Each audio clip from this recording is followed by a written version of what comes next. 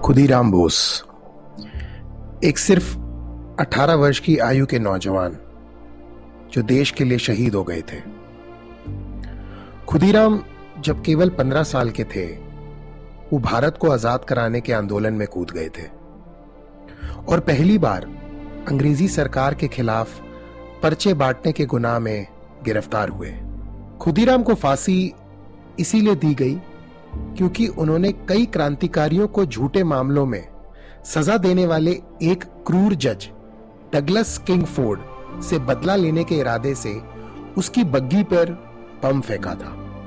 मगर चालाकी से जज ने अपनी बग्गी में 2 अंग्रेजी महिलाओं को बिठा दिया और वो खुद बच निकला। इस धमाके से दोनों महिलाओं की वहीं पर मृत्यु हो गई। इस घटना से अंग्रेजी हुकूमत बौखला उठी और हर तरफ नाकाबंदी कर दी। खुदीराम और उनके साथी प्रफुल्ल कुमार चाकी की जोर शोर से खोज होने लगी और यह भी ऐलान करा दिया गया कि जो भी उनकी खबर देगा उसको 5,000 रुपए इनाम मिलेगा, जो कि उस समय काफी बड़ी रकम थी। और कुछ ही दिनों में पुलिस ने खुदीराम को गिरफ्तार कर लिया और उनको मुजफ्फरपुर पुलिस स्टेशन में ले गई।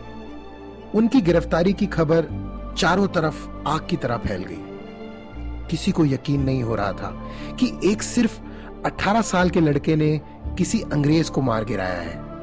पुलिस स्टेशन पहुंचकर जैसे ही खुदीराम वैन से निकले तो वो जोर से चिल्लाए, वंदे मातरम।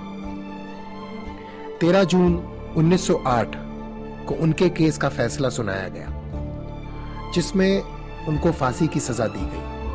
जज भी हैरान थे कि मौत सामने थी, पर उस 18 साल के युवक के चेहरे पे बिल्कुल भी शिकन नहीं थी। फैसला देने के बाद जज ने उनसे पूछा कि क्या तुम फैसले को समझ गए हो?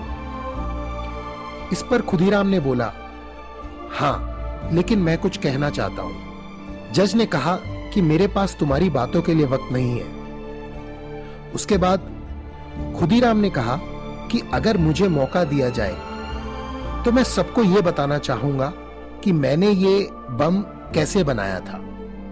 वहां उनको मौत की सजा दी जा रही थी, पर खुदीराम तो इस सोच में थे कि इस बम बनाने का फॉर्मूला ज्यादा से ज्यादा हिंदुस्तानियों तक कैसे पहुंचाया जा सके, क्योंकि वहां पे प्रेस भी थी जो इस केस को कवर करने आई थी। सजा के बाद खुदीराम ने अपने वकील से कहा कि आप चिंता मत कीजिए।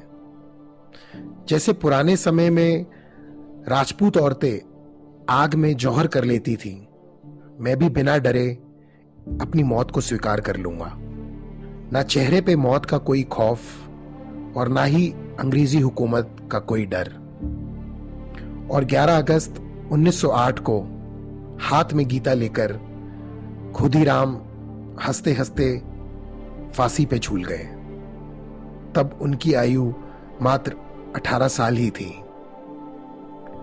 खुदीराम की कहानी ने आजादी के आंदोलन को एक नई शक्ति प्रदान करी। पहली बार भारतीयों को लगा कि जब एक छोटा सा लड़का आजादी के लिए हंसते हंसते जान दे सकता है तो वो कुछ क्यों नहीं कर सकते। बच्चे बच्चे के लिए खुदीराम एक मिसाल बन गए। कहते हैं कि उन दिनों बंगाल के सारे युवक जो धोती पहनते थे उसके बॉर्डर पर खुदीराम का नाम बुना हुआ था। फरवरी 1910 में एक ऐसी ही धोती सरकारी अधिकारियों के सामने लाई गई, जिसके बॉर्डर पे एक कविता लिखी हुई थी, एक बार बिदाई दे मां घूरे आसी, हसी हसी पोरबो फांसी, देख बे भारतवासी। अर्थात एक बार मुझे विदा दो मां, मैं जल्दी ही लौटूंगा। पूरे भारत के लोग मुझे देखेंगे और मैं हंसते हंसते फांसी पे झूल जाऊंगा। खुदीराम जैसे शूरवीर को हमारा शत शत प्रणाम। जय हिंद।